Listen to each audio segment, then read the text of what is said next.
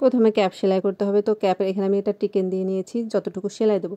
প্রথমে ক্যাপের ফিতাটা সেলাই করতে হবে, আমরা যে ফিতাটা সেলাই করি সেভাবে করে সেলাই করে নেব। তো এখানে লক করে আমি একদম সেলাই করে নিচ্ছি। আমি আপনাদের পুরোটা দেখাচ্ছি, যাদের বুঝতে সমস্যা তারাও কিন্তু এভাবে না দেখলে বুঝতে পারবেন না, স্কিপ করলে কিন্তু আপনারা শিখতে পারবেন না। এরপরে হচ্ছে সেলাই করে নিয়েছি, এরপর হচ্ছে ফিতাটা যে উল্টায় নেব, আমরা নর্মালি যে ফিতা উল্টাই সেভাবে করে উল্টায় নিচ্ছি। তো আমি এক সাইড কিন্তু সেলাই করে উল্টে দেখিয়েছি, পুরো ফিতাটা আমি সেলাই করে এখনই দেখেন এখানে একটু গ্যাপ রেখেছি ফিতার সাইডে, যে ক্যাপটা আসলে মাথার উপরে যেখানে জয়েন্ট করবে তার জন্য। তো এবার হচ্ছে সামনের পার্টের অংশ যে কুচি দিয়ে দিচ্ছি, সামনের পার্টে কিন্তু কুচি ছিল ওই ভাইরাল হিজাবটায়। তো এরপরে হচ্ছে কুচিগুলো একটু বড় বড় করে দেবেন, বাচ্চাদের ফ্রকের মতো কুচি দিবেন না, তাহলে কিন্তু ভালো লাগবে না দেখতে। এরপরে এখানে একটা পট্টি নিয়েছি, পট্টিটা হচ্ছে 2 ইঞ্চি নিয়েছি, তারপরে পট্টিটা কুচির উপর দিয়ে সেলাই করে নেব। সেলাই করে নিয়েছি। এরপরে হচ্ছে গিয়ে এখানে রাবারের জন্য আমি 9 ইঞ্চি নিয়েছি, আপনারা হচ্ছে 10 ইঞ্চি থেকে 12 ইঞ্চি নেবেন, তাহলে হচ্ছে গিয়ে সেটটা বড়দের ক্ষেত্রে সুন্দর হবে। যেহেতু আমি একটু ছোটো বানিয়েছি এজন্য আমি এখানে 9 ইঞ্চি নিয়েছি। এরপরে রাবারটা ভিতর দিয়ে কাপড়টা ভাঁজ দিয়ে সেলাই করে নেব। তো সেলাই করা হয়ে গেছে রাবারের অংশ। এরপরে হচ্ছে হিজাবের ক্যাপটা বসাবো একদম মাঝখানে বসিয়ে। আমি এখানে একটা পয়েন্ট দেখিয়ে দিয়েছিলাম আপনাদের প্রথমে, সেই পয়েন্ট পর্যন্ত এসে সেলাইটা এখানে লক করে দেবো। দেখেন এখানে লক করে দিয়েছি সেলাইটা। অন্য পাশটা সেমভাবে সেলাই করবেন, আমি কিন্তু সেলাই করে নিয়েছি ক্যাপটা। এরপরে ফিতার থেকে 1/2 ইঞ্চি নিচের থেকে সেলাই শুরু করবেন। এক পাশে থেকে আমি সেলাই করে আপনাদের দেখাই দিচ্ছি, অন্য পাশ আপনারা নিজেরাই কিন্তু সেলাই করে নিতে পারেন। দুপাশে কাপড়টা সামনের অংশে কিন্তু জয়েন করে দেবেন। তো এভাবেই আমি হিজাবটা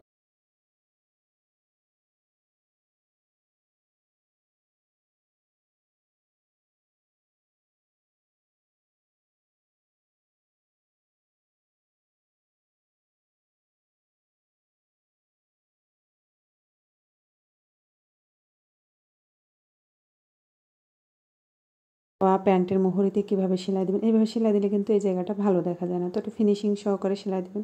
প্রথমে একটা ভাঁজ দিয়ে নেবেন এইভাবে করে, তারপর হচ্ছে দ্বিতীয় পার্টটা এর উপরে বসিয়ে নেবেন।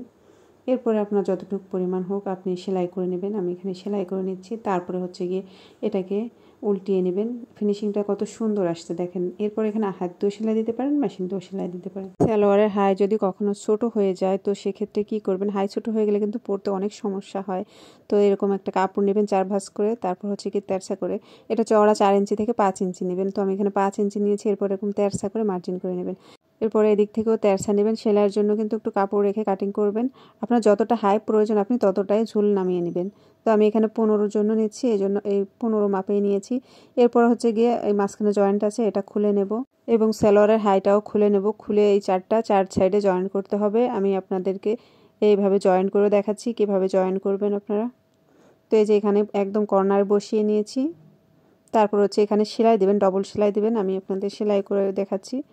ডবল সেলাই দেবেন যাতে খুলে না যায় সেলাইটা।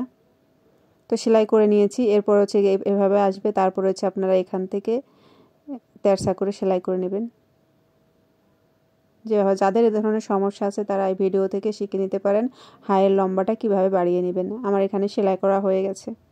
চক, এই দুটোই চক একই রকম কাপড় কাটার জন্য ব্যবহার করা হয়। একটা হচ্ছে 5 টাকা, যেটা দিয়ে দাগাচ্ছি, এটা 5 টাকার চক, দেখেন ওঠে না। আর এটা হচ্ছে 50 টাকার চক। এখানে পার্থক্য হচ্ছে 50 টাকার চক দিয়ে আপনি দাগ দিলে, আপনি ধুয়ে বা ঘষা দিলে উঠে যাবে, কিন্তু এই 5 টাকার চকের দাগ ওঠে না।